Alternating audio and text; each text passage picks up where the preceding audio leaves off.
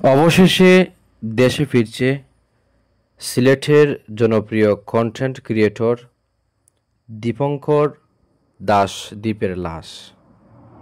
আজকে তার ছোট ভাই দিবাকর দাশ ধ্রুবর তথ্যসূত্রে জানা যায় যে তার বড় ভাই দীপঙ্কর দাশ দ্বীপের লাশ ফিরবে আগামী মঙ্গলবার দুপুরে তার গ্রামের বাড়ি ফুটিজুড়ি মণ্ডল কাপন বাহুবল হবিগঞ্জে পৌঁছবে।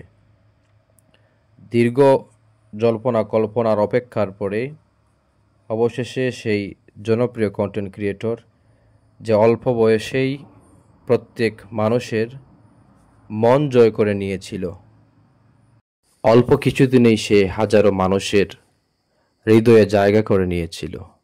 কেই বা জানত যে মালয়েশিয়ায় যাওয়ার পরেই এই নিথর দেহ দেশে তার ফিরবে, অথচ এটা হয়তো কখনো তার পরিবারের লোকজন, আমরা কেউই বা সেটা কখনো কল্পনা করিনি। মাত্র 21 বছর বয়সে থমকে গিয়েছে তার জীবন। এখানেই তার জীবনের পরিসমাপ্তি ঘটেছে। অবশেষে অনেক অপেক্ষার পরে দীপঙ্করের লাশ দেশে আসতে যাচ্ছে আগামী মঙ্গলবার। তার লাশ বাড়িতে পৌঁছাবে। যারাই তাকে দেখতে চান, তার গ্রামের বাড়ি হবিগঞ্জ জেলার বাহুবল, সেখানে তার লাশ পৌঁছাবে। তার গ্রামের নাম হচ্ছে পুটিজুরি মণ্ডল কাপন।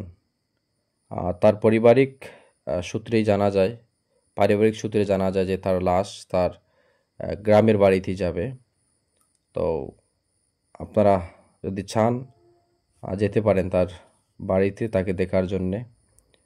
জীবনের শেষ সময় তাকে একবার দেখে আসতে পারেন।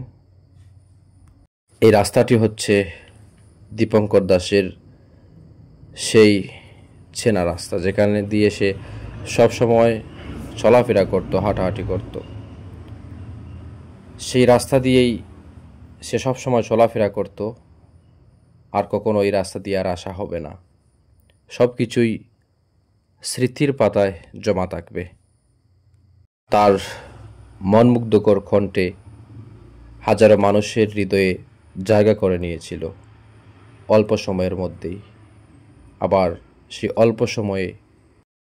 সেই অল্প সময়েই তার জীবনের পরিসমাপ্তি ঘটে।